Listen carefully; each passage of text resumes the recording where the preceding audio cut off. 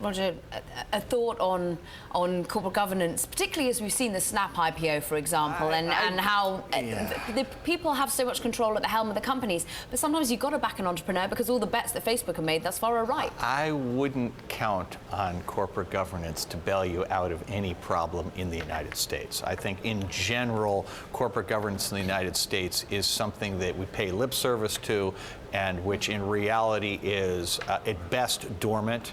At worst, it's genuinely harmful. I think, activist investors in general, produce bad long-run outcomes, that they optimize for the short term. You wonder why there's so many people who are dissatisfied with their lot in this particular economic recovery. It's because activist shareholders or the people who preceded them, the raiders, went in and slashed and burned and closed down the factories, moved everything first. Not the Oakland Raiders, the Carl Icahns of the world. It's wherever. Yes. But they would, first move to the Sun Belt, then they would move to Asia.